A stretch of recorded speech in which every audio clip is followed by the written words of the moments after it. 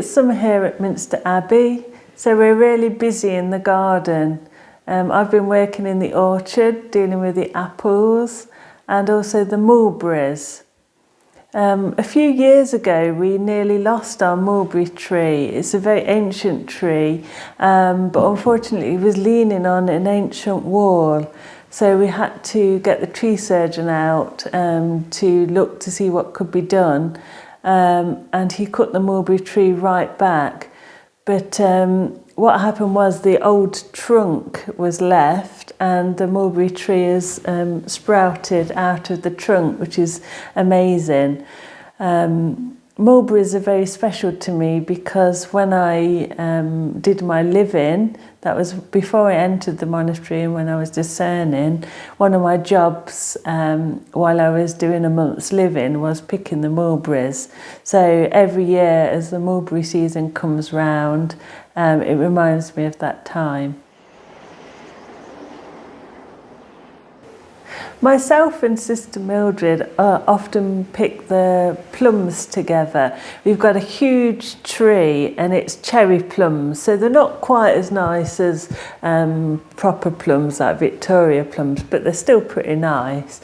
And it's quite prolific, so when it's time to pick them, usually a few of us pick because it's too much for one person. And then Sister Joanna, who is in charge of the kitchen, she makes all sorts of things out of the plums.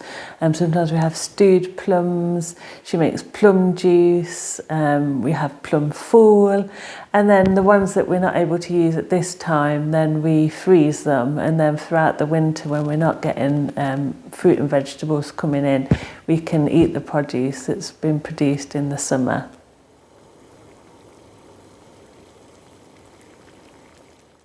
The apples are coming on now, so the other day at recreation we had our first recreation of cutting up apples, so we tend to do jobs like that together so that we can all help, and it's nice to do a community effort like that. So we cut up the apples and then stew them, and the sisters make them into either apple crumble, or we have stewed apple or apple sauce, for example, for Sunday dinners. The apples vary every year. Some years they're better than others. This year we decided to set up some moth traps because we had a big problem with codling moth, which causes damage to apples, and there's a little grub inside the apple. You can tolerate a small amount of codling moth, but it was really bad for the crops. So this year we decided to set up some traps.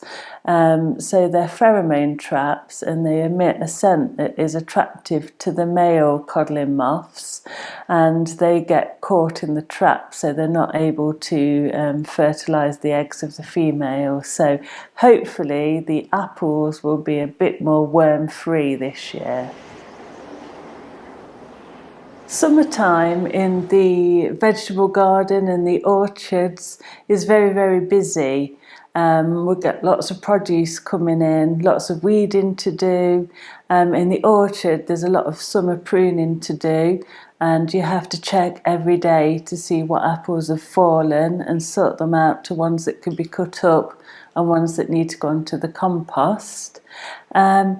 Then as we move into the autumn, it gets into the time for apple picking. So then there's a lot of work picking the apples, arranging them, and we've got a special apple house which is below the ground below ground level, so it's cool. So we store the apples there, and then it's a question of checking the apples daily to check which ones are going off, which ones are becoming ripe and ready to eat, and liaising with the sister who's in charge of the kitchen so she knows which apples are going to be coming in.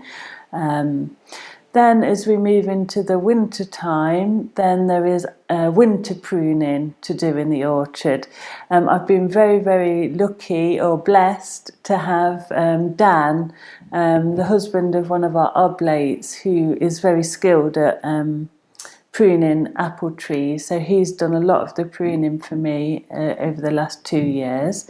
And we also have a friend of ours in the village who has worked with apple trees, so if there's anything that I'm not sure of, he can come and give me various bits of advice.